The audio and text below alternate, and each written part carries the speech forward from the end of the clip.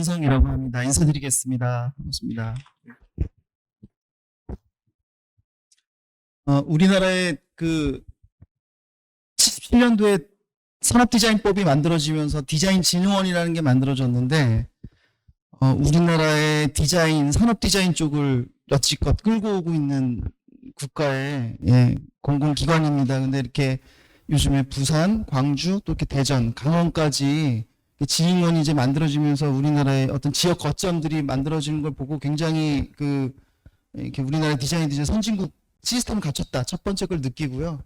또 두 번째는 이런 디자인 진흥원 기관에서 이런 스마트 디자인이나 공공 디자인처럼 요즘에 어떻게 보면 디자인의 핫 트렌드라고 할 수 있는 부분에 관심을 가져주시는 게 너무 좋습니다. 사실 저는 스마트 디자인 전문가는 아닙니다. 저는 공공 디자인과 도시 디자인의 그 부분을 좀 많이 여태까지 해왔던 사람인데요. 그래서 이제 섭외 말씀 오셨을 때도 제가 가능할까요? 라고 했는데 이게 다양한 관점에서 바라보는 게 좋겠다라고 하셔서 저는 오늘 공공 디자인 관점에서 스마트 디자인이라는 게 어떤 역할을 해야 되고 또 요즘 우리 도시에서 디자인이라는 게 어떻게 적용되는 것인가에 대한 트렌드를 최대한 쉽게 말씀드리도록 하겠습니다. 우선 디자인이라는 용어를 여러분 어떻게 생각하실지 모르겠는데 몇 해 아니죠. 꽤 오래됐습니다. 월드컵 하기 전에 디자인이 뭐냐라고 했을 때 우리나라의 국민의 한 80%가 앙드레 김 선생님을 떠올렸대요. 그만큼 우리에게 디자인은 패션이나 뭐 이렇게 예쁘게 만드는 거 이렇게 봅니다. 근데 이 디자인에 대해서 언급할 때 제가 오늘 우리가 이제 내용을 이렇게 살펴볼 때 관점을 두 개를 제가 좀 미리 말씀드리고 좀 이렇게 든 이해도가 높을 것 같은데, 첫째, 디자인은 굉장히 특이한 단어인데요. 정의가 하나가 아니라 두 개예요. 그러니까 쉬운 말로 하면은 자웅동체 이것처럼 완전히 반대되는 말 두 개가 하나로 포함된 단어입니다. 그건 설명을 드리겠습니다. 그래서 우리가 아는 디자인은 엄격히 얘기하면 산업화 시대에 정의 내려진 반쪽의 디자인이고요. 나머지 디자인이 무엇인가는 오늘 좀 설명드리려고 합니다. 그게 이해가 되면 저는 스마트 디자인이 이해가 될 거라고 오히려 생각을 거꾸로 좀 하고요. 그리고 두 번째는 디자인이라는 단어를 여지껏 여러분 디자인 전공하신 분 안 하신 분 있겠지만 제가 방금 패션 디자인 얘기한 것처럼 디자인이라는 단어는 이렇게 혼자 다니지 않아요. 잘 보면 항상 건축 디자인, 제품 디자인, 시각 디자인 이렇게 앞에 꼭 뭘 달고 다닙니다. 근데 저희가 학생들이나 아니면 이렇게 우리 트렌드 연구한다고 하면 왜 트렌드 책들을 이렇게 찾아보고 하잖아요. 근데 저 개인적으로나 우리 연구하는 친구들이랑 트렌드를 찾을 때 가장 빠른 방법 제 두 가지가 있는데, 하나는 뭐 위키피디아나 이런 데서 디자인 앞에 뭐가 붙어 있는가 그걸 잘 찾아보면 시대 정신이 보여요. 그리고 두 번째는 저 법제처 사이트 들어가서 어떤 법들이 지금 입법 준비 중인가를 찾아보면 우리 사회가 지금 어떤 방향으로 흘러가나 보입니다. 사실 이번 국회 1호법도 사회가치 관련법이잖아요. 소셜밸류에 대한 게 얼마나 지금 중점이 되는 걸 알 수 있는 것처럼, 그렇다면 유심히 보십시오. 우리 디자인이 요즘에 어떤 용어로 흘러가고 있는가를 한번 보기 시작하면은 이 시대정신 거꾸로 밝힐 수가 있어요. 디자인이라는 녀석은 절대 혼자 다니지 않습니다. 그렇다면 우리는 왜 스마트 디자인을 얘기하고 공공디자인을 얘기하는가? 우선 첫째로 디자인에 대한 사실 디자인의 용어를요, 여러분 같이 옛날 이야기부터 쭉 살펴보면 굉장히 매력 있습니다. 오늘은 짧게 이 디자인을 우리가 영어지만 우리나라 표현으로 도안이라고 합니다. 도안. 근데 유심히 도안이란 말을 한번 해석해 보신 적이 있으실지 모르겠는데, 도자란 말이란 것과 안자란 말은 사실은 같이 이렇게 붙고 다니기 좀 어려운 말이에요. 왜냐하면 하나는 그림이란 뜻이거든요. 그리고 하나는 책상 위에 사람이 편안하게 있는 모습인데 이 고안하다, 뭘 생각해낸다예요. 그럼 생각해 보세요. 그림을 그리는 거와 생각하는 게 같은 걸까? 그림을 그린다는 것과 아이디어를 구축하는 게 똑같은 걸까? 이 단어가 어디서 왔냐면 사실 옥스퍼드 사전에서 우리가 디자인이라는 용어를 이렇게 찾아보면 어떻게 나오냐면 플랜 or drawing이라고 써 있습니다. 첫 문구가. plan or drawing. 그러니까 and가 아니에요. 그러니까 아마 단어 중에 or가 들어간 단어는 아마 이거 유일하지 않을까 싶은데 plan, 기획하는 거 또는 drawing, 그리는 거. 무엇을 조금 더 나은 결과를 만들기 위해서라고 이렇게 해석이 돼요. 그렇다면 여기도 나오잖아요. 이 기획하는 plan, drawing. 이렇게 디자인은 사실 한쪽도 두 개가 있어요. 근데 왜 우리는 디자인하면 예쁘게 만드는 것만 생각했을까? 사실 좀 어려운 말로 르네상스 시대라든지 이런 때는 그 디자인이라는 것 최초에 그때 나왔는데 그때는 굉장히 그 창의적인 어떤 사고를 하는 걸 디자인이라고 생각을 했었대요. 근데 산업화 시대에 들어오면서 과학이 그걸 대신하다 보니까 창의적인 생각은 사실 예술가의 창의적 생각보다는 과학자의 창의적 생각이 훨씬 더 이 시대는 중요했던 거죠. 다른 생산을 했는데. 그러다 보니까 뭐 이런 거죠. 이 물병을 만드는 기술은 과학이 대신하되 이게 잘 팔리려면 이게 포장이 예뻐야 되잖아요.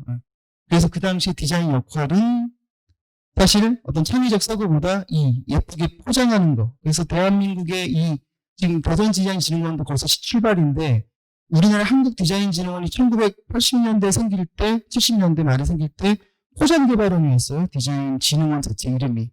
그만큼 우리 시대에서 디자인은 포장, 예쁘게 꾸미는 것에 대한 우선 더 필요했다. 그래서 그 들어왔지만 지금 다시 산업시대가 지금도 산업화 시대라고 여쭤보면 아마 글쎄 우리가 지금 산업화 시대일까? 요즘에 복지가 자꾸 우리 정책의 중심이 되고 안전이라든지 이런 사람에 대한 인본주의 시대로 다시 돌아오면서 디자인도 역할을 바꾸게 됩니다. 바로 이런 관점들로 이제 하는 거죠. 그럼 그 디자인이 무슨 역할을 하느냐? 앞서 말씀드린 것처럼 디자인의 앞자를 보면 우리가 그걸 알 수 있습니다. 그 시대 트렌드를. 그러면 요즘에 나오는 용어들 여러분 많이 들어보셨을 것 중에 하나가 유니버설 디자인, 그 다음 지속가능 디자인, 뭐 심지어 세프드 디자인, 뭐 굉장히 그런 단어들은 굉장히 많아요. 우리가 한번 들어보지 못한. 근데 그것의 모든 공통점은 뭐냐면요. 사람을 지향하고 있다는 거예요. 목적이. 사람에 대한. 사람을 근본으로 해. 그렇다고 뭐, 이 왼쪽에 있는 형태결과 중심의 디자인, 뭐, 산업 디자인, 제품 디자인, 이런 것들이 아니냐, 그건 아니지만, 사실 우리가 기존에 만들었던 디자인들은 저 오브제가 중심이 됩니다. 그러니까 이걸 좀 어려운 말로 우리가 휴먼 센터드라고 하면, 이건 오브젝트 센터드가 되는 거예요. 그래서 건축물이 얼마나 예쁠 것이냐, 아니면 간판을 만드는 간판이 얼마나 예쁠 것이냐. 우리가 간판 디자인할 때, 시각 약자의 눈에서 봤을 때는 어떻게 간판이 잘 보일까? 이 간판 만들지 않잖아요, 잘. 아직까진. 어떻게 하면 그 간판 자체가 예쁠 것이냐, 이렇게 보지. 네. 우리가 이런 공간을 만들 때도, 뭐, 몇 제곱미터에 몇 명이 들어올 수 있냐를 보지. 왼손잡이, 오른손잡이, 눈이 안 좋은 사람, 좋은 사람이 어떻게 여기를 잘 찾아올 거에 대한 레저블에 대한 읽기 편한 공간에 대한 설계는 아직은 잘 보편적이지 않단 말이에요. 그런 것들을 이제 따지게 되는 게 이런 겁니다. 그래서 저는 오늘 바라보고자 하는 이 스마트 디자인의 관점이라는 게 결국 공공 디자인이나 스마트 디자인이나 다 같다고 봐요. 모든 것들이. 이것의 목적은 사람에 대한 겁니다. 사람의 안전, 편리, 배려, 심지어 그 사람에 관련된 공간 품격을 향상시키기 위한 측면입니다. 그래서 이제 우리나라는 이 공공 디자인, 또 이런 디자인이 반쪽을 이제 이렇게 장착을 하게 되면서 사실 균형을 이루게 됩니다. 오늘 우리가 논하는 스마트 디자인도 엄격히 얘기하면요. 사실 산업 디자인의 영역이라기보단 공공디자인 영역에 가까워요. 왜냐하면 스마트 디자인의 궁극적 목적이 결국은 사람의 안전과 편리와 배려를 벗어날 수 있나요? 그 모든 것들이 단순히 거기에 사용되는 수단이 ICT라는 그런 기술 기반의 방법이라는 거고요. 사실 과학기술부가 지금 추진하고 있는 전략이 어떤 걸 것 같으세요? 그 과학기술을 통해서 우리나라의 뭐 산업 융성 아니면은 뭐 다른 것도 있겠지만 과학기술부를 중심으로 지금 사회문제 해결 기본계획이 만들어지고 있거든요. 그래서 이제 과학기술이 어디 쓰여야 되냐면 우리 사회의 문제를 해결하는 쪽으로 간다는 얘기예요. 디자인도 마찬가지입니다. 그래서 저는 공공디자인 말을 썼지만 사실 스마트 디자인과 공공디자인은 수단만 조금 다를 뿐이지 우리는 디자인 기법을 쓰는 거고 스마트 기술은 ICT 기반의 좀 더 많은 기술력이 기반이 되는 거 요 차이지 인문학적 관점에서의 디자인의 목적은 사람에 대한 안전, 편리, 배려 이 영역 안에서 사실 벗어나기 어렵고요. 우리나라 18개 중앙부처 정책과제들, 기본 목표들을 그 키워드를 쭉 털어서 이렇게 그 빈도수가 제일 높은 게 뭐가 나오는 게 뭐냐면 바로 우리 디자인 추구하고자 하는 안전, 편의, 이런 용어가 제일 많이 나옵니다. 17년도에 우리나라 디자인이 산업의 발전에 기여해야 된다라고 만든 법이 산업디자인진흥법이에요. 이 진흥법에 의해서 디자인 진흥원이 만들어지고 우리나라의 40여 년 동안의 디자인 정책을 끌고 왔습니다. 하지만 그 법의 목적을 보면은 디자인을 통해서 경제적 가치를 아주 극대화해서 산업 경쟁력 발전에 이바지하는 게 디자인의 목적이었어요. 그래서 그거를 추진하기 위해서 기본 세팅이 제품, 포장, 시각, 환경 디자인, 이렇게 유형적 분류를 합니다. 이 모양에 대한 분류잖아요. 시각이야, 환경이야, 이렇게 유형적인 거죠. 그림도, 도안이 있는 도에 해당되는 겁니다. 딱 40년이 지난 16년도에는 공공재인진흥법이 만들어졌습니다. 같은 디자인을 달고 있는데 앞자가 좀 다르죠. 근데 이 법의 목적은 완벽하게 이 아까 말씀드린 O와 플랜 O와 드로잉처럼 완전 달라요. 그 디자인을 통해서 공공의 이익과 안전을 최우선으로 합니다. 산업의 경쟁력이 아니라. 그리고 그 디자인의 유형인 생활안전, 모든 일을 위한 배려, 생활편의, 생활품격 4개로 분류가 돼요. 이게 서로 대립하고 싸우는 게 아니고요. 디자인이 우리 사회에 공헌할 수 있는 체계를 갖췄다는 얘기입니다. 그래서 이 스마트 디자인을 저희가 구현하는 데 있어서도 이 아주 좋은 이 디자인법 체계 안에서 아직 법 나온 지 몇 년 안 돼가지고 따끈따끈해서 우리가 아직 이해를 못하고 있는데 앞으로 우리 도시를 관리하는 굉장히 유용한 법이 됩니다. 저희가 이거를 공공재생 계획을 이렇게 수립하고 하다 보면 놀라운 게 뭐냐면은 민원 조사를 하잖아요. 그러면 이제 서울에 무슨 구 하나의 민원이 보통 한 7,000개에서 10,000개가 들어오는데 거기에 90%가 다 해당이 돼요. 이게. 그래서 저는 민원을 해결할 수 있는 정책으로 공공재생을 적용하는 것도 굉장히 좋다고 생각을 하고 또 그런 것들을 통해서 우리 도시가 사람들에게 좀 더 편리하고 안전하게 제공하는 그 서비스 과정 자체가 저는 되게 스마트하다고 봐요. 사람이 스마트하다라고 하면은 통신기기를 많이 갖고 있고 막 인터넷 연결이 잘 되는 사람 우리가 스마트하다고 보지는 않잖아요. 그 수단일 뿐이지. 그걸 이용해서 빠른 정보를 찾아서 친구나 자신에게 좋은 정보를 제공해서 생활의 편리를 제공하면 그 스마트하다고 보잖아요. 그래서 오늘 그런 관점을 말씀드리려고 합니다. 그래서 예전에 그 서울 도시 디자인자가 붙었는데 이때만 해도요, 지금 없어졌습니다. 그래서 배치, 형태, 윤곽, 색채. 도시의 모양을 얘기합니다. 하지만 이게 이제 폐지가 되고 공공재인 진흥조례가 생겼어요. 이 보면은 뭐 다른 부분보다도 이 공공재인 사업의 원칙이 형태나 배치, 유형은 없습니다. 목적만 있습니다. 목적. 가치 중심으로 가요. 그래서 공공의 이익과 안전, 뭐 장애 여부와 상관없이 사용할 수 있게 하는. 그래서 저는 굉장히 스마트 디자인이 일맥상통하다고 좀 생각을 하고 있고, 이런 변화만 보더라도 지금 우리 도시가 얼마나 빨리 지금 변해가고 있는가. 그리고 또 디자인이 해야 될 역할이 무엇인가. 그리고 또 디자인이 역할을 하는 데 있어서 체계화하기 위해서 스마트 디자인, 공공 디자인, 유니버설 디자인 같은 체계들이 우리 행정과 도시관리 체계 안에서 어떻게 적용돼야 되는가에 대한 이 논의와 그걸 실행하는 그런 어떤 서로 간의 이렇게 상호 관계들을 잘 맺어서 짚어보는 것이 굉장히 좋습니다. 왜냐하면 그게 바로 이 도시를 살고 계신 시민이나 국민들이 편리해지고 편안해지고 안전해지고 품격이 향상되는 정말 스마트한 도시가 만들어지는 목적이 되거든요. 저는 굉장히 스마트한 디자인 생각을 해서 갖고 왔어요. 하나는 똑같죠. 네. 단지 모양만 다릅니다.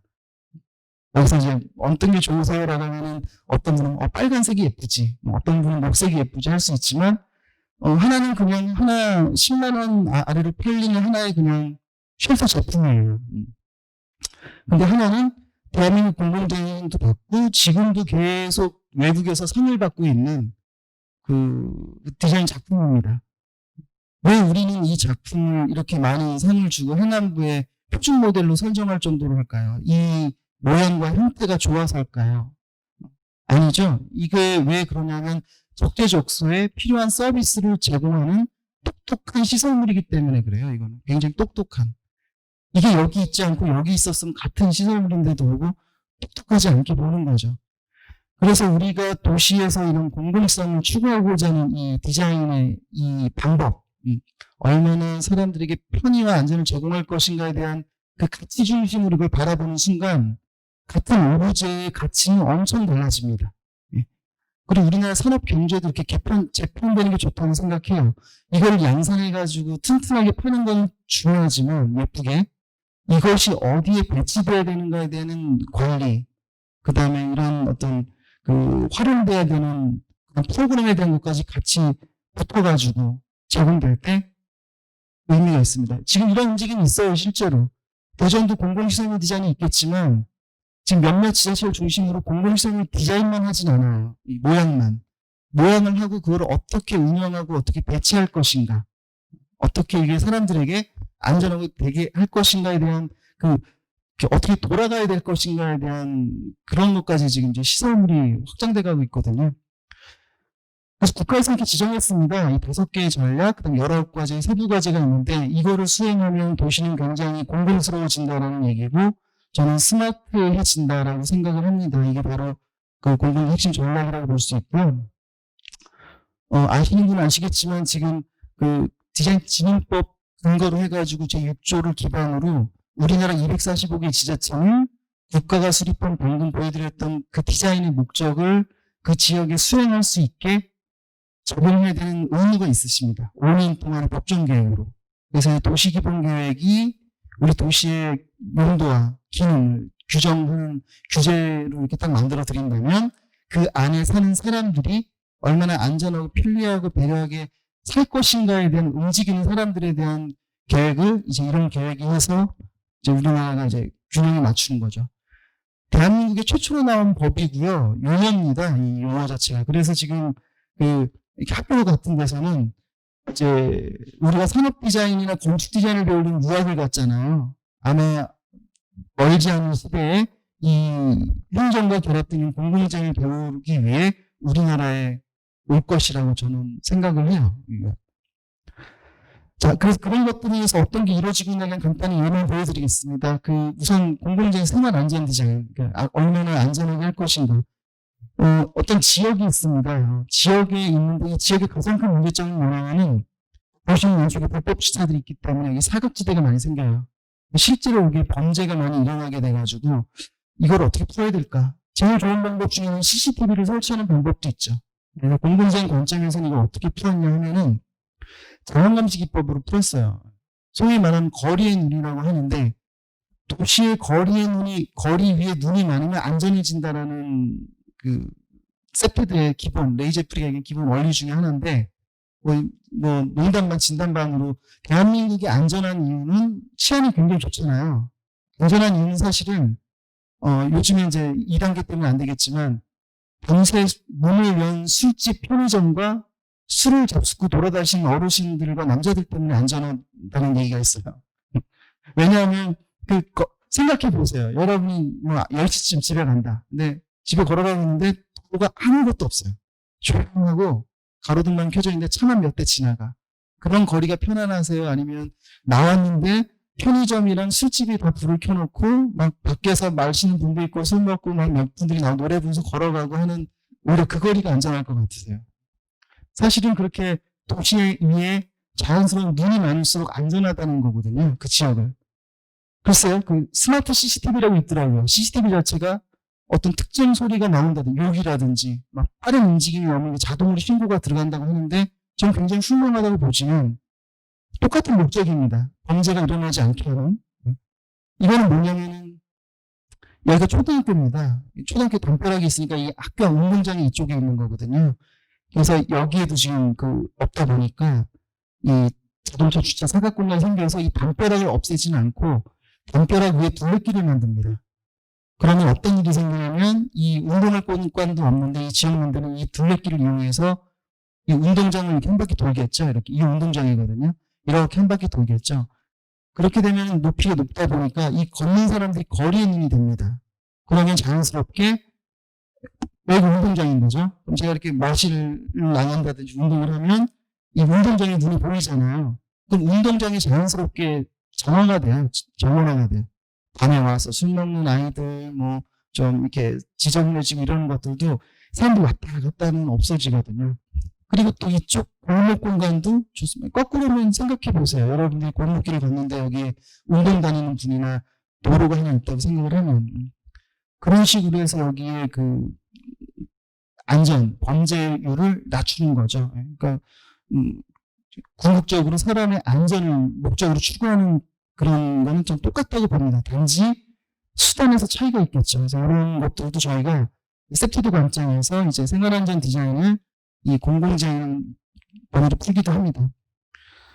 도로공사는 우리나라 공공기관 중에 공공재난을 가장 적극적으로 활용하시는 분이에요. 코레일과 함께. 그래서 도로공사 안에 현재 지금 그 공공재난 팀도 있고요. 박사급의 팀장님도 계세요. 그 여러 가지 뭐 지금도 공모전 계속 열고 있고 저번 주에 끝났는데 이것들을 보시면은 이 갈림길에서의 선인지를 통해 가지고 사람들에게 이 그 안전을 제공하기 위한 목적. 물론 이제 말이 많았어요. 색깔이 이게 뭐냐, 뭐 도로에다 사실 미단이거든요. 도로에다 이렇게 칠한다는 게 굉장히 어려운 일인데 이게 우선은 교통사고를 27%나 줄였고 운전자의 87% 만족도를 올렸다는 자체는 그 어떤 사유가 있더라도 이게 수용이 됩니다. 단지 이제 우리 스마트 관점에서 보자면 ICT 기술만 이제 조금 더 적용된다면 굉장히 효율적으로 되겠죠. 예를 들면 날씨가 좀 흐려지면 바닥 라인이 조금 더 빛이 조도가 올라간다든지 아니면 뭐 필요 없는 시기에는 불이 꺼진다든지 하는 그런 어떤 이렇게 스마트 그리드 개념으로 진행되면 훨씬 다르겠죠. 하지만 목적은 같습니다. 그쵸? 그래서 저는 공공디자인, 스마트 디자인 사실 계속 누차 말씀드리지만 같다. 그리고 그 지향하는 바는 인간의 국민의 시민의 안전과 편리와 배려를 벗어날 수는 없어요. 제가 아무리 살펴봐도. 그걸 벗어난 게 있다면 그냥 개인 기호나 이런 것들이죠. 그래서 지역에 랜드마크를 만드신다든지 식양계 뭐 경계물 있잖아요. 이런 거. 예전엔 정말 예쁘게 만들면 되었지만 지금은 그 경계물조차도 사회적 조형물을 갖춰야 돼요. 그 조형물이 하나가 인해잇을 도울 수 있게 하는 거죠. 예를 들면 그 조형물에 LED 라인이 박혀 있는데 그 LED는 무조건 켜주는 게 아니라 우리가 100원짜리 스마트폰으로 기부해야지만 불이 켜져요. 그럼 그 진입 건물에 불이 아치형에 불이 다 들어오려면 LED가 한 10,000개가 들어왔다면 10,000명이 기부를 해야지만 그 불이 다 켜지는 겁니다. 100원씩 내는 게 얼마입니까? 그래서 그 돈을 기부하는 거죠. 이걸 소셜 스컬프처라고 하는데 심지어 공공미술에서도 이렇게 사회적 가치에 대한 향상을 하려고 지금 노력을 하고 있단 말이죠. 그래서 저는 스마트 디자인이라는 것이 굉장히 좀 이렇게 밖에서 오해를 많이 하는 게 굉장히 기술력을 통한 기술력이 목적이 되는 거예요. 그냥 스마트가. 그게 그 자체 목적인 거예요. 인터넷 뭐 통신 잘 되고 뭐 이렇게 만졌더니 여기 뭐 불이 들어오고 막 이런 거. 하지만 이거의 궁극적인 목적을 수단으로 쓰여져야 된다고 생각을 하는 거죠. 그냥 가치 중심으로. 개잡기 편한 디자인도 마찬가지인데요. 도시를 공간을 사람들이 편히 있게 하는 거는 굉장히 안전을 추구합니다. 도시 위치에서. 예를 들면 헤드업 시스템이라고 그래가지고 내가 바라보는 이 사인물 뭐 예쁜 거는 둘째 치고요. 내가 바라보는 사인물이 뭐 시청이 여기 있다. 그러면 헤드업 시스템 자체는 그 지도의 위치와 그 건물의 위치가 일치하는 겁니다. 쉽게 말씀드리면 이 지도를 그냥 넘어뜨리면 돼요. 넘어뜨리고 보면 안산시청이 여기야? 그럼 쭉 올려서 보면 안산시청이 바로 있는 거예요. 내 헤드 방향이랑 똑같은 거죠. 그래서 요즘 이런 공공영역에서 이 사람들이 쉽게 빨리 인지하기 위해서 이 지도 안에 저렇게 편하게 읽기 편한 이런 걸 레저블 디자인이라고 합니다. 그리고 또 이 지도를 보는 사람들 특징을 살펴보면 70% 이상의 목적지가 같아요. 신기하게 저희가 조사를 해봤더니. 그러니까 여기저기 어디 찾아갈까 보는 분들이 아니라 스마트폰 안 쓰시고 그리고 저 중앙역에 내려서 대부분의 사람들이 시청을 찾아갑니다. 저 지도를 보는 분들은 잘 모르는 또 고령자분들이 많고. 그래서 지도에서 특정 지역은 매핑의 개념은 위치만 찍어주지만 여기 내비게이션 기능을 집어넣어요. 그 제일 빠른 길이 어딘지 길 안내 라인을 그려드리고 그리고 우리는 보통 몇 메타라고 하잖아요. 안산시청 580m. 이게 나서요. 안산시청 5분 거리. 이게 더 편하세요. 우리는 보통 거리로 얘기해요. 산 올라갈 때도 내려오는 분들에게 얼마 남았어요? 그러면은 420m 이게 좋으세요? 아니면 10분만 올라가면 돼요. 이거 물론 이제 보행마다 좀 다르지만 그렇게 그 사용자가 얼마나 빨리 편하게 인지할 수 있는가에 대한 그런 개념 레저블 디자인, 도시를 읽기 편하게 하기 위한 이런 것들도 저희가 이 디자인을 통해서 구현을 합니다. 굉장히 똑똑하다고 생각해요. 저는 이런 것들이 이 사용자들에게 얼마 전에 서울 하천변에 안전정보를 만드는 작업을 완료를 했어요. 그래서 그거의 목적은 오로지 하나입니다. 하천을 이용하는 시민들이 안전하게 쓸 수 있게 정보를 편하게 제공하는 거예요. 복잡한 게 아니라. 여러 가지를 했어요. 근데 그 중에 오늘은 저는 요걸 보고 좀 많이 느꼈는데, 뭐냐면 이제 기존에 이제 사인물이에요. 이 명령입니다. 하천에 들어가지 마시오. 시뻘건 표시로 X를 딱 거요. 완전 규제형의 우리가 전형적인 정보 표기 방법이죠. 하나는 과태료 부과형. 정보만 줍니다. 정보만. 물에 들어가면 10만 원. 여기다 뭐 쓰레기 버리면 5만 원. 마스크 안 쓰면 10만 원 뭐 이런 식으로. 그리고 또 하나는 하천은 생각보다 위험합니다. 라는 문구예요. 이 세 문구 중에 이제 선호도 표기도 이게 많이 나왔는데 실제 현장에서도 이런 권위형의 문구들이 더 사람들이 그걸 합니다. 선호 같아요. 미네소타에서 같은 디자인을 만들었어요. 이 디자인의 목적은 뭐냐면 시민들에게 세금을 빨리 내게 하는 방법이에요. 그래서 문구 여러 개를 디자인을 하는데 뭐 노랗고 빨갛고 디자인이 아니라 거기에 딱 이 말을 한마디 씁니다. 미네소타 주민의 92%인가 몇 프로가 세금을 완납했습니다. 이 말 한마디에 세금 징수율이 어마어마하게 올라갔대요. 굉장히 스마트하지 않나요? 이런 것들이. 단지 그것들의 전달 수단이 ICT라든지 아니면 네트워크라든지 아니면 기타의 여타 기술들과 접목이 됐을 때 굉장히 좋기 때문에 다시 말씀드리지만 스마트나 공공지향이나 목적 자체가 그 어떤 사람에 대한 안전, 편리, 품격이라는 그 가치를 잃지 않는 상태에서 디자인과 스마트가 수단으로 활용되는 것이 저는 우리 스마트 공공 디자인의 가장 빨리 나갈 수 있는 방법이 아닌가 싶습니다.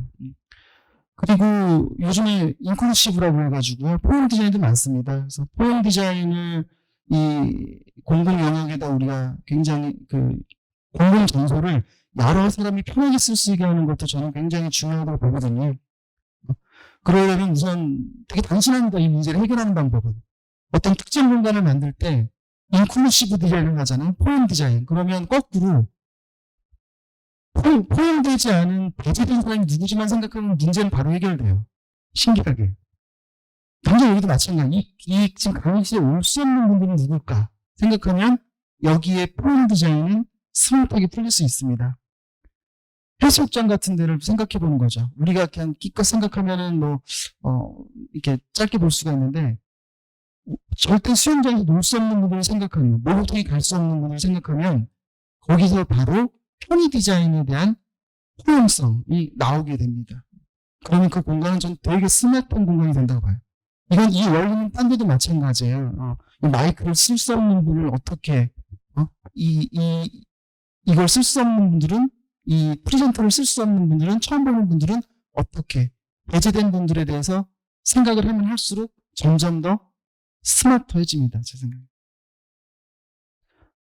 이런 것들도 그 기존의 사인물을 하면은 우리가 예쁘게 보이자 아니면은 그냥 뭐 이게 하는데 사실 뭐 요거는 그냥 여러분이 좀 같이 여기 행정에 계신 분이 많으니까 산업안전보건법에 규정된 안전색채는 굉장히 조심스럽게 써야 돼요. 근데 안타깝게도 산업안전보건법의 그 안전색채들은 다 우리가 다 좋아하는 색입니다. 빨간, 노랑, 파랑, 녹색. 근데 우리나라 지자체 CI를 보면 다 안전색채로 돼 있어요. 빨간, 노랑, 이렇게. 전 세계를 보면 선진국일수록 그 도시의 로고나 컬러들이 되게 무채색이 많아요. 그 이유는 뭐냐면 안전색채는 우리 도시공간 제일 잘 띄게 되는 색채거든요. 엑시트 표시는 녹색, 파란색은 유도, 빨간색은 금지, 신호등도 빨간색인데 우리 도시에 나가보면 도시 환경이 온통 빨갛고 노랗고 파랗잖아요. 배경과 피규어가 그런 거 혼색이 나가지고 굉장히 그게 그 사고율을 높입니다. 측정만 안 해서 그런 거지, 측정해보세요. 사고율이 높습니다. 근데 그 사고에 대한 책임은 아무도 안 져요. 아무도. 윤리적인 측면의 문제죠. 이런 것들도 서울에서 지하철을 탈 때 되게 단순해요. 나가고자 하면 노란색을 찾으면 돼요. 그 지하철 타고 싶을 때는 파란색을 찾으면 돼요. 그래놓고 그것을 어디서나 볼 수 있게 이 벽면에다가 다 꽉꽉 채웠습니다. 예쁘고자 한 게 아닙니다. 사람들이 조금 더 편리하고 빠르게 찾아서 읽기 편하게 만들어두기 위한 그 목적만을 수행하기 위해서 디자인이 수용된 겁니다. 이런 것도 프로그램 관점이니 브라질의 굉장히 슬럼 지역이에요. 슬럼 지역에 이렇게 공간을 개선해주고 물리적인 개선은 좋지만 여기에 핵심이 뭐냐면 바로 이 핫도그 가게 아저씨예요. 혼자서 이렇게 핫도그 하나 드신다고 생각해 보세요. 아무리 공간이 깨끗해도 여기에 혼자 앉아있다. 그리고 누군가 으슥하게 시커먼 사람들 몇만 온다. 그러면 마음이 편치 않죠. 근데 이제 이분에게 여기를 노점을 할 수 있게 허용을 해주되 아주 싼 값에 전기도 무료로 공급해드리고 대신 아침 10시부터 밤 10시까지는 여기 계셔야 됩니다. 청소도 좀 해주시고 하면은 이 아저씨가 여기에 자연감시, 거리의 눈이 나는 거죠. 굉장히 똑똑한 운영 방식입니다. 이건 되게 많아요. 공원에 화장실이 있으면 화장실 뒤에 꽃집을 하나 만든 다음에 그 꽃집을 임대를 줘요. 청년 장사하는 친구들에게 반값에. 대신 화장실 청소 정도만 관리시키는 거죠. 그러면 공중 화장실이 어떠냐. 화장실 들어갔다 딱 나오는 순간 꽃집이 저를 꽃향기가 반겨주는 거죠. 좋지 않으세요? 거기서 손해보는 분은 아무도 없어요. 꽃 파는 청년은 싸게 들어와서 임대받아줬고 화장실 사용하는 사람들은 깨끗하고 꽃향기를 맡으며 화장실을 할 수 있으니까. 그것이 이루어질 수 있는 이유는 굉장히 가치 중심적인 우리가 어떤 배려와 편의를 제공해야 되는 거 아니야. 그 목적. 그래서 저는 그 목적의식만 상실되지 않는다면 사실 스마트건 공공이건 건축이건 이게 사실 영역은 달라도 같이 다 융합될 수 있다는 거예요. 그리고 앞으로 이 도시의 관리는 그런 것들이 얼마나 체계화돼서 시스템적으로 이제 기존 제도와 어우러져서 들어갈 수 있느냐. 진짜로 뭐 행정에 계시지만 진짜 그 칸막이라고 하나요? 그런 것들이 허물어지는 게 질수록 더 빨리 방법이 오지 않을까 감히 말씀을 드립니다. 네덜란드의 얀이라는 도시는 고가도로 밑에 굉장히 슬럼된 공간을 우리나라로 치면 이마트 같은 공간이랑 협약을 맺는 거죠. 그래서 어디 이마트를 들어오게 이제 하는데 여기에 이제 불법 장사하던 분들이 또 내쫓는 게 아니라 그분이 장사를 할 수 있게 빵집이랑 꽃집을 같이 만들어드리는 이런 어떤 신의 한 수를 둡니다. 그리고 주차장 공간. 항상 그림자니까 얼마나 좋아요. 주차하기도. 그리고 이렇게 레저 공간을 만드는데 이것도 막 만든 게 아니라 되게 스마트하게 만들어요. 어떤 스마트냐. 반경 5km 안에 하는 주민들에게 물어보는 거죠. 무슨 운동을 주로 하십니까? 했더니 요트 타는 거랑 자전거가 제일 많은 거예요. 그래서 이 공간 하나가 만들어드려서 공간이 활성화되는데 자연스럽게 활성화되게 그 수요층을 조사해가지고 더 멋있게 한 것이죠. 요런 이탈리아에서 공공재생 페스티벌 열릴 때 나온 작품 중에 하나인데요. 한 번도 우리 이런 생각을 안 합니다. 주차장은 뭐냐면 자동차가 쉬는 곳이잖아요. 이 수많은 도로에 아주 접근성이 좋은 보도에 붙은 공간들을 우리는 한 번도 이 사람들을 위해서 쓰려고 하는 생각보다 차를 위해서 내줬어요. 과감하게. 하지만 그 주차장에 사람이 쉴 수 있는 여기 파크하고 사람이 그려져 있잖아요. 차가 쉬게 하는 건 우리가 당연시 생각해도 사람에 대한 쉼이라는 어떤 그런 똑똑한 생각은 잘 안 한단 말이에요. 하더라도 불법이잖아. 주차장 공간에 어떻게 도로법에 위반된데 어떻게 저렇게 하죠. 하지만 모든 규제 이런 것들은 이런 촉매가 되는 이런 이벤트를 통해서 바뀝니다. 뉴욕의 타임스퀘어 광장이 그 거대한 그 도로가 광장으로 변하는데 5년이 걸렸는데 그 바꾼 방법은 주민들과 관이 무단 행위를 하면서 시작됐어요. 하루만 빌려줘. 경찰청이랑 협의해서. 이렇게 의자 갖다 놓고 이렇게 영화 본 거예요. 그게 처음이에요.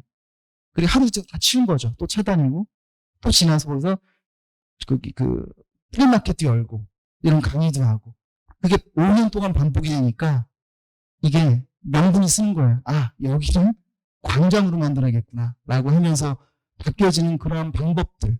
우리는 보통 마스터 플랜을 만들어가지고 위에서 휙 올리잖아요.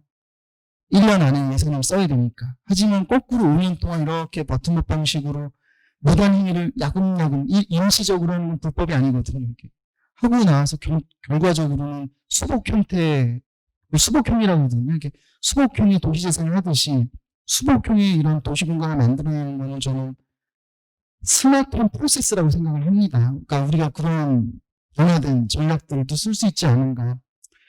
그래서 저는 공공 디자인이라는 게 이게 휴먼 센터드 디자인이거든요. 우리가 추구하고자 하는 거는 바로 이 휴먼 센터드 디자인의 목적이 이게 얼마나 예쁘게 만들어져서 잘 팔리게 할 것이냐 해서 이게 어떻게 하면 어린아이나 어른 손가락 크기에 다른 분이 쉽게 잡을 것이며 운전하는 분이 어떻게 뚜껑을 쉽게 열 것인가에 대한 고민을 하는 게 우리가 공공 디자인의 안전 측면이라고 저는 생각을 하는데 여기에 되게 인텔리전스한 커뮤니케이션 테크놀로지가 들어온다면 날개를 달지 않을까.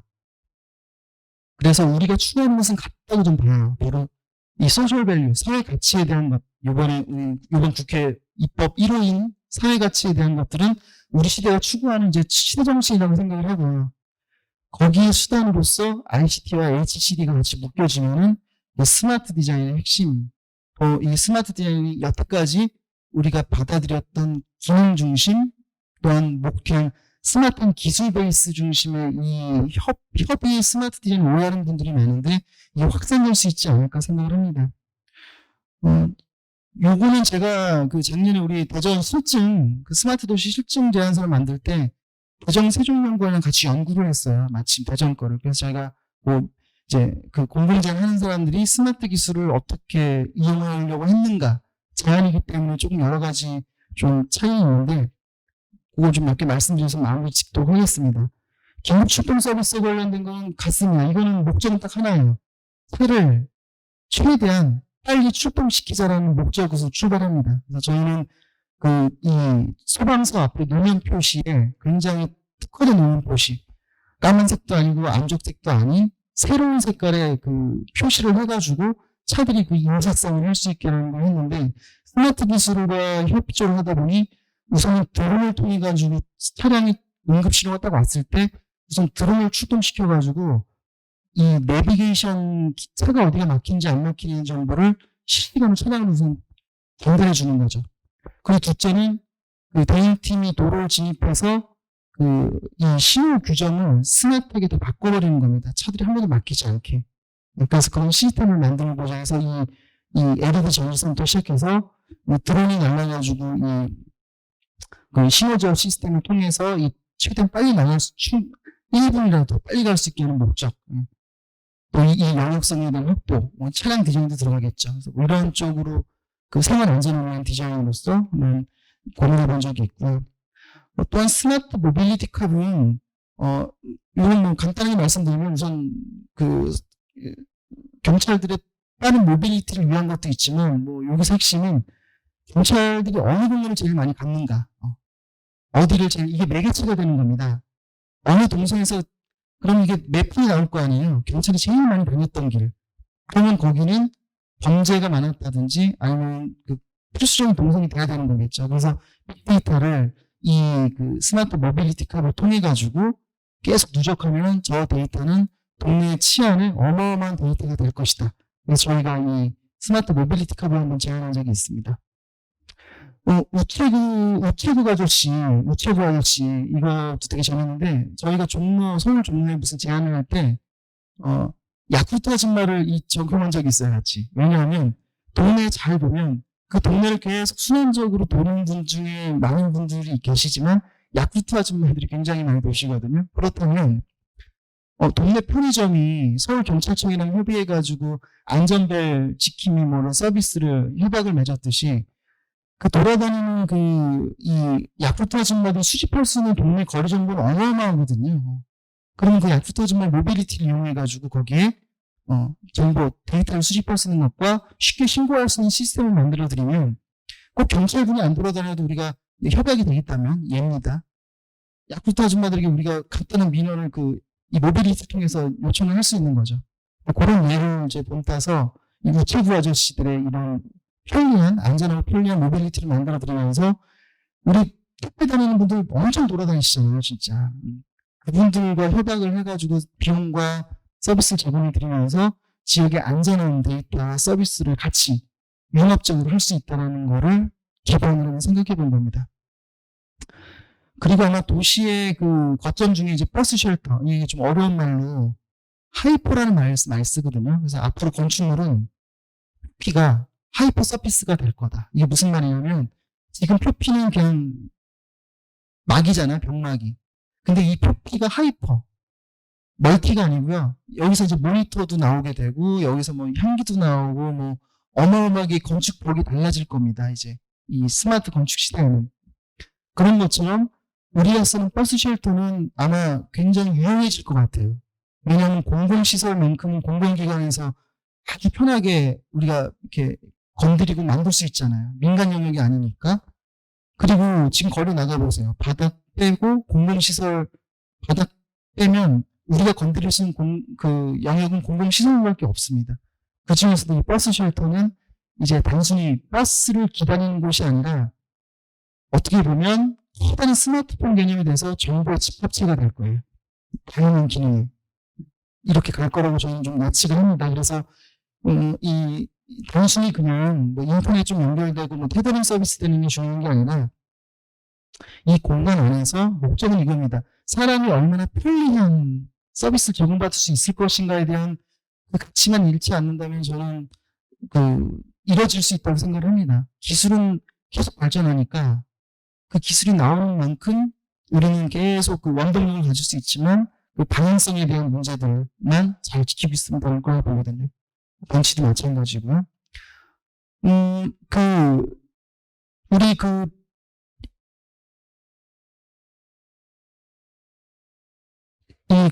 건너이 프로젝트가 리빙랩의 대표 프로젝트도 우리 한국에서 지금 나와 있는 게 대전이 시작됐잖아요. 그래서 한번 이 징검다리에 대한 개념들도 생각해 봤는데, 이거 핵심 그거예요. 저 징검다리 부를 기자가 아니라 우리가 쓰는 모든 공공시설, 공공재에 대한 것들은 어떤 정보 매개체로서 데이터와 사용자에 대한 이 접촉을 하는 공간들이기 때문에 굉장히 유용하다. 그래서 공공 디자인에서 체험형 디자인 한다고 해가지고 우리가 앞서 말씀드린 여러 가지 공간 관점에서 풀잖아요. 스마트 디자인은 아마도 더 기술력이 이제 베이스가 되기 때문에 이런 어떤 시설 베이스, 이런 어떤 매체 베이스를 통해서 우리가 어떻게 소통할 수 있는 그런 기술력을 찾냐, 데이터를 얻거나 어마어마할 겁니다. 지금 구글을 우리가 뭐 이메일을 하거나 뭐 이렇게 검색을 하면 자동으로 이렇게 커스터마이징 돼가지고 이 사람이 어디가 아픈지 나중에 의료 서비스가 따로 날라온다잖아요. 내가 뭐 검색하는 키워드 갖고도. 이 공공시설물이 좀 큰 매력이 있다고 봅니다. 그래서 이쪽에 그런 거라면 좀 고민해봤으면 좋겠고요. 오늘 제가 드린 말씀은 굳이 한마디로 쓰자면 이런 건데요. 우리나라의 도시는 여태까지 산업의 발전과 또한 이제 무엇을 생산해서 가치를 높여야 되는 그런 시대로 왔다고 하면 앞으로는 공공의 가치를 향상시킬수록 더 그게 이제 화두가 바뀔 겁니다. 그거는 우리가 지금 입법되고 있는 법들이나 디자인의 앞자에 붙은 말들 이런 거 보면 알 수 있다고 말씀드렸고요. 또 디자인이 예쁜 디자인을 만드는 거에서 필요한 디자인을 만드는 디자인으로 바뀌어갔습니다. 이젠. 그래서 결과 중심에서 과정 중심으로 갔고요. 유형 중심에서 목적 중심으로 바뀌어가고 있습니다. 그렇다면 우리가 지금 대응해야 될 스마트 디자인 또 이런 기술 이런 것들이 이제 우리 사회 문제를 해결하는 공공가치를 지향을 해야 된다. 그래서 우리 디자인과 이 기술, 공공과 스마트 이게 어떻게 보면 양립하거나 다른 단어가 아니라 같은 맥락 속에 있다고 봅니다. 그래서 행정에 계신 분들 또 이 학계나 이 실무가 있는 분들이 이런 해석을 통해서 이런 좋은 수단들을 가지고 제가 제목을 만들었던 스마트 공공디자인 영역으로 확산돼서 궁극적으로 우리 국민과 시민의 안전, 편의, 품격, 배려를 집행할 수 있는 좋은 수단으로 발전되길 바랍니다. 예, 오늘 제 짧은 강의는 여기서 마치도록 하겠습니다. 감사합니다.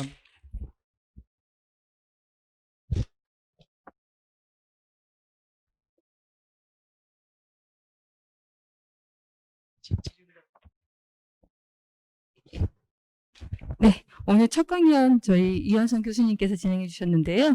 혹시 지금 거의 이제 1시간 가까이 열강을 해주셨는데 지금 강의해 주신 내용에서 뭐 궁금하신 점이나 문의 주실 부분 혹시 있으시면 저희 교수님께서 그 질문에 말씀해 주시는 그런 시간을 잠깐 갖겠습니다.